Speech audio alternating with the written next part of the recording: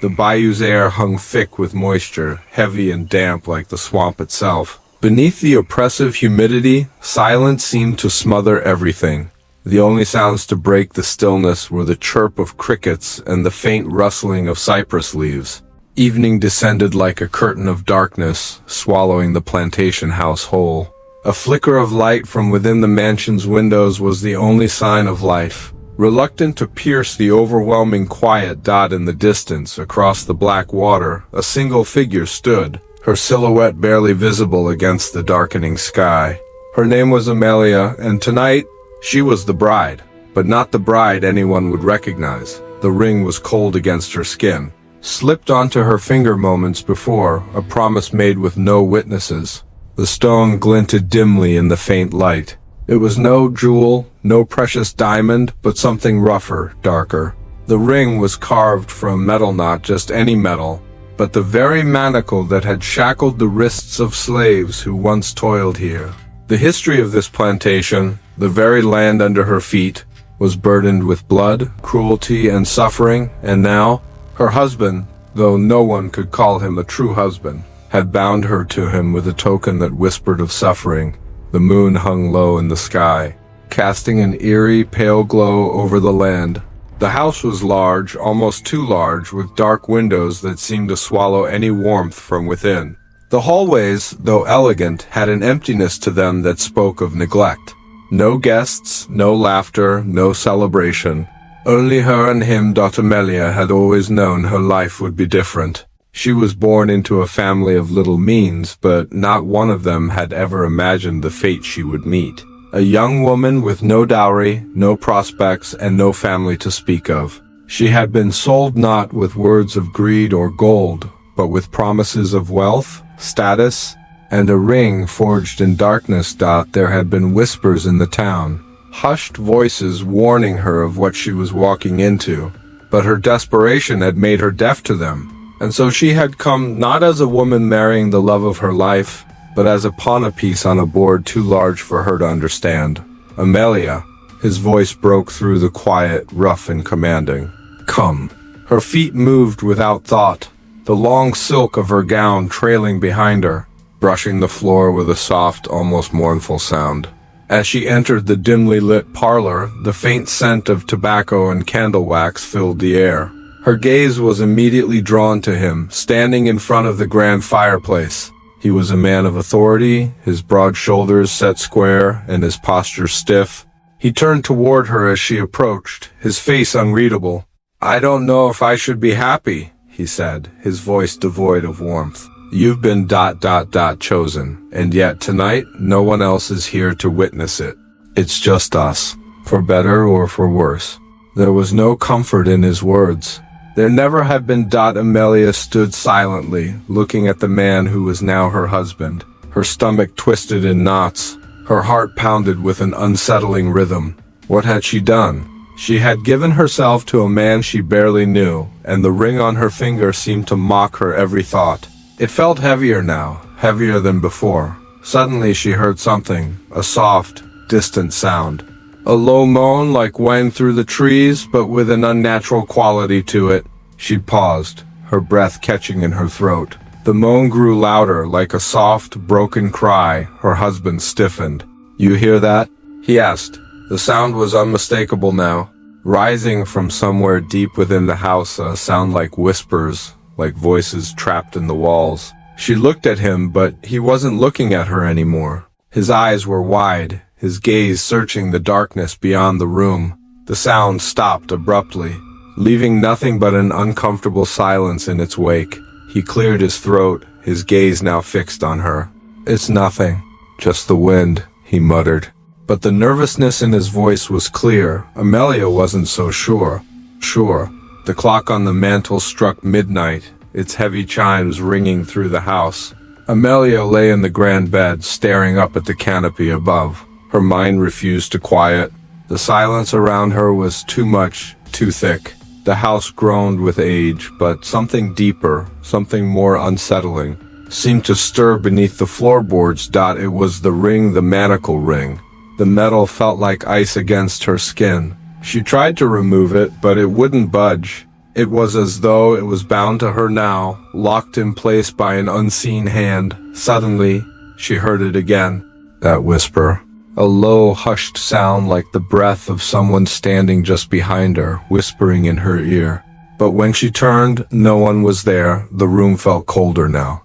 The shadows seemed to stretch and curl at the edges of her vision. She sat up, her eyes darting around the room, searching for the source of the chill. The dim candlelight flickered, casting strange, dancing shapes on the walls. Then, from the corner of the room, a faint shape moved. A figure barely visible, a wisp of darkness. Amelia froze, her heart leaping into her throat. It was too faint to be a person, but too distinct to be a trick of the light. "Who's there?" she whispered, her voice trembling. There was no response, only the sound of her own breathing echoing in the stillness. The shape moved closer, and Amelia's breath hitched. The figure was now standing near the foot of the bed, its presence chilling the air around it.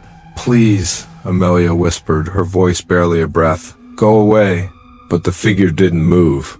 It remained still, silent. And then it spoke. "You are not free." The words came in a whisper, so soft, so faint that Amelia barely heard them, but they pierced her to the core. A shiver ran down her spine.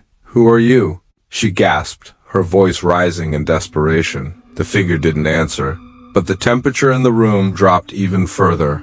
A gust of wind swept through the room, extinguishing the candles, plunging the space into darkness. The whispering voice grew louder until it seemed to fill every corner of the room. "You are not free, Amelia. You never will be." Amelia's heart pounded, her chest rising and falling with shallow breaths. T-arm to her chest. She couldn't move, couldn't breathe. The darkness closed in on her, the whispers growing into a deafening wail. The walls of the room seemed to close in, and the figure was now standing at her side. Amelia's mind raced. What was happening? What was this presence?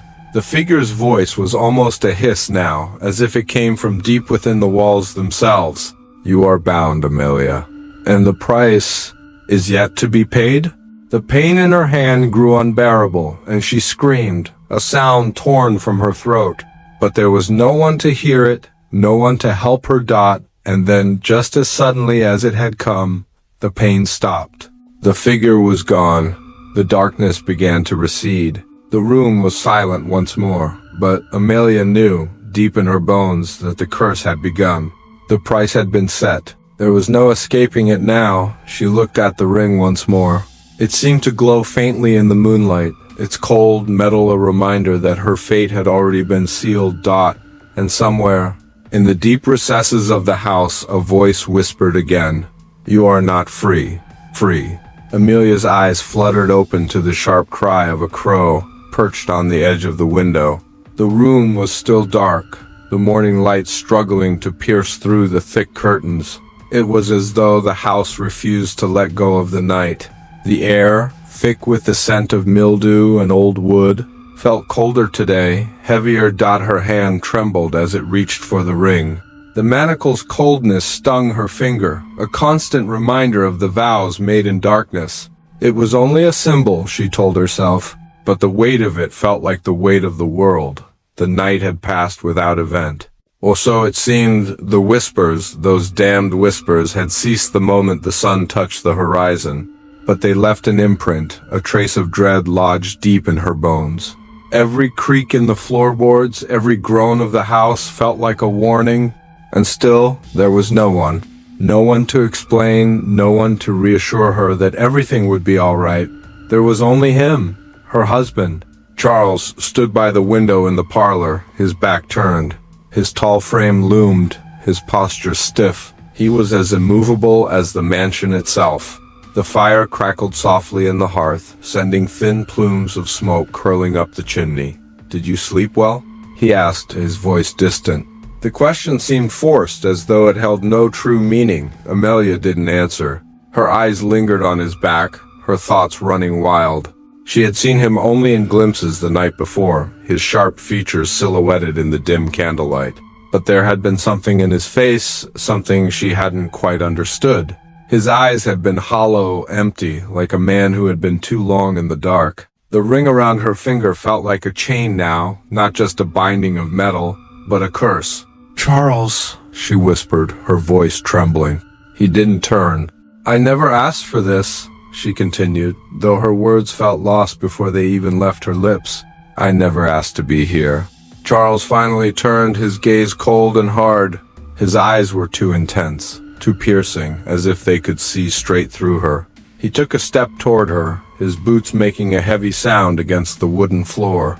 "You are here now," he said flatly. "And that's all that matters." She swallowed, her throat tight. The room felt smaller, as though the walls were closing in. The weight of his words sank into her chest like a stone. He was right. There was no escape from this. No escaping the house, the curse, or the man before her. The past was always with them. It was in the bones beneath the floorboards. The blood soaked into the soil outside. And it was in the very house they now inhabited. Charles moved closer, his hands resting on the back of a chair. "You will learn your place, Amelia. In time, you will come to understand." His words were laced with something she couldn't quite grasp, something darker than just authority. Something cruel. Suddenly the room grew colder still. The air around her thickened. She could feel it, the change, the presence. Amelia's pulse quickened as she glanced around the room. There was something else here, something watching her. A whisper came, soft at first, like the rustle of silk. "You are not free," she gasped, her breath catching in her throat. The sound was unmistakable. It was louder now, not just in her mind, but echoing through the room. The voice carried a weight, a heaviness that pressed down on her chest. Charles stood motionless, his gaze fixed on the fireplace, as if he didn't hear it. As if nothing had happened at all. "You are not free, Amelia." The voice was clearer now, a sharp, searing whisper that made her skin crawl. The ring on her finger burned. She clutched her hand to her chest, her knuckles white. Her heart raced in her chest. She could feel the air around her grow thick, thick with something ancient and forgotten. She could taste the fear on her tongue. "Charles," she breathed, a sob breaking through. "Do you hear it?" He turned to her slowly, his face unreadable, his lips curled slightly. "It's only the wind, Amelia. The wind? The wind that seemed to whisper her name. The wind that spoke in voices she knew were not hers. You don't hear it?" She insisted, her voice rising, desperate. But Charles was already walking toward the door, his back to her once again. "It's nothing," he said. "Go back to your room? Rest?" Her mind spun, her thoughts a jumbled mess of confusion and fear. The house was alive with secrets, and Charles was the keeper of them all. Amelia lay awake long into the night, staring at the ceiling. The bed, cold and unwelcoming, seemed to absorb every ounce of warmth from her body. Her hand still throbbed where the manacle ring dug into her finger, its cold presence reminding her of a life she could never escape. Outside, the wind howled, rattling the shutters of the mansion. The house creaked and groaned in protest, as though it too was growing restless. The distant bayou, normally so still and quiet, now felt alive with a low, pulsing energy. Amelia could feel it, the weight of it pressing against her chest. Like the thick air before a storm. Her breath came in shallow bursts, her mind racing. The house was filled with something not of this world. And it was calling to her. A sharp knock at the door shattered the silence. Amelia's heart skipped a beat. She quickly rose from the bed, clutching her robe around her. The knock sounded again, insistent and sharp. She moved quickly to the door, her breath catching in her throat. When she opened it, there was no one there. Only the soft glow of candlelight flickering from the hallway. But there was something else. Something on the floor, a small, tattered piece of paper, stained with something dark. Amelia bent down, her fingers trembling as she picked it up. The message was written in a hurried hand, the ink smudged in places, but the words were clear enough. "The price is paid in blood. The manacle binds all." Her breath caught in her throat. What did it mean? Who had left this here? The sound of a door opening echoed down the hallway. She turned, eyes wide with fear, but saw no one. Only the empty, dark corridor stretching ahead. A cold wind rushed through the hall, extinguishing her candle in an instant. Darkness fell like a blanket. "You are not free." The whisper again, louder this time, the voice almost maddening. It was in the walls, the floors, the very air she breathed. It was everywhere, and it was growing closer. Amelia's mind spun. The ring on her finger tightened, like an invisible hand squeezing her wrist. Her heart raced as she backed away from the door, her eyes darting between the flickering candlelight and the darkness that seemed to follow her every move. Without thinking, she ran down the hallway, past the rooms. Through the grand staircase she fled. The house stretched on, endless in its expanse. The whispers echoed in her mind, growing louder with each step. She could feel the weight of the house pressing in, suffocating her, as though the walls themselves were closing in. She rounded a corner and found herself standing before the grand window that overlooked the bayou. The moonlight illuminated the dark water below, casting a pale, eerie glow over the landscape. And then, from the shadows, she saw it, a figure. Standing at the edge of the water, a woman. Her white dress was torn and stained with something dark, something red. Her face was obscured, hidden by the shadows, but Amelia could feel the weight of her gaze. The figure raised one hand, and Amelia's heart stopped. In the moonlight, she saw it just for a moment, the same ring. The same manacle ring hanging from the woman's outstretched finger, and the whisper came again, softer now, but clearer. "You are not free." Amelia fell to her knees. Her breath caught in her throat, as the house around her seemed to close in. The walls closing tighter, the whispers louder than ever, and then there was nothing but darkness. The days that followed felt like fragments of a nightmare stitched together with silence. Amelia moved through the mansion like a ghost, her every step carrying the weight of unseen eyes, of whispers she could never escape. The house was no longer just a structure of walls and floors. It became something else, something living, breathing. Every creak of wood, every gust of wind carried a message, a reminder that she was bound to it, as much as she was bound to the man who called himself her husband. Charles hardly spoke to her anymore. His once piercing gaze had dulled into something distant, empty, as though his soul had been hollowed out. He moved through the house like a shadow, lost in his own thoughts, his own world. His nights were restless, filled with murmurs and strange movements, just as hers had been. But Amelia's fear had grown, gnawing at her insides, making her feel as though she were suffocating. She could no longer sleep without hearing the whispers, no longer walk without the sense that something followed her, that something watched from the corners of the room.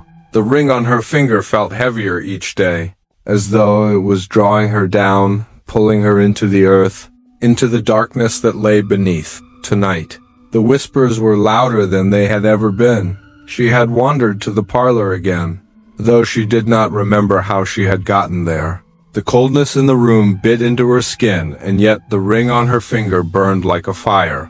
She reached up, her fingers trembling, and traced the edges of the manacle, feeling its cruel, jagged surface beneath her touch.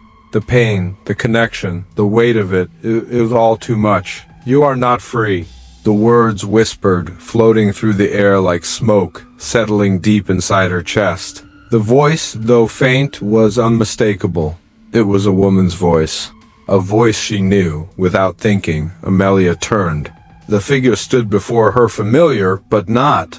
It was a woman, her face hidden in shadow, dressed in tattered white. The faintest trace of moonlight shone through the window, illuminating the woman's hand, where the same ring hung from the woman's finger. The sight made Amelia's heart stutter in her chest. The woman's head tilted slightly, as if assessing her, as if she could see straight through Amelia. The silence between them stretched long and suffocating. Then the woman spoke, her voice barely a whisper, but clear in the stillness. "The price has been paid," the woman said, her eyes glowing faintly in the darkness. "But the debt is not yours alone." Amelia's breath caught in her throat. The words sliced through the air, cutting her to the core. Her heart beat erratically in her chest, and she staggered back, her legs weak beneath her. She felt as though the very air around her was pressing in, suffocating her. The woman stepped forward, her presence cold and implacable, like the very earth that had swallowed the bones of the long dead. "You are not the first," the woman whispered, her voice echoing in Amelia's mind, "but you will be the last." Before Amelia could respond, the woman reached out, her cold hand grazing Amelia's wrist. The touch sent a shock of ice through her veins, and she gasped, her body trembling. The manacle ring glowed brighter, pulsing with an unnatural light, the metal almost alive. Amelia tried to pull away, but it was as though her body was bound to the woman, held in place by invisible chains. "You cannot escape," the woman said, her voice barely audible above the pounding of Amelia's heart. "Not now, not ever." Amelia's vision blurred as the darkness seemed to swallow her whole. The last thing she heard before the world went black was the whisper, soft but unyielding, "You are not free." When Amelia awoke, the first thing she felt was the cold, the bitter cold that had settled into her bones, that had taken root in her chest. The air around her was thick, suffocating, pressing down like an unholy weight. Her body was heavy, her limbs stiff, as though she had been lying for days, weeks, months. She opened her eyes slowly, but the room around her was unfamiliar. The parlor, the once opulent surroundings, were gone. In their place, there was only darkness, the room faintly lit by the dim light of candles that flickered like dying embers. The walls seemed to close in on her, the air thick with dust and age. It was a room she had never seen before. The walls were lined with cracked mirrors, their surfaces warped and distorted, reflecting nothing but shadow. In the center of the room was an altar, and on the altar there was something she couldn't make out. Something dark, something she didn't want to see, but she had to look. Slowly, she rose from the floor, her feet unsteady beneath her. The ring, still tightly bound to her finger, seemed to burn hotter now, the metal seeming to twist and writhe against her skin. She looked down at it, the once rough edges now smooth, shining, as though it were alive. The sound of footsteps echoed through the room, and she froze. Charles, her husband, no, not husband, a man who had claimed her, who had bound her to this place.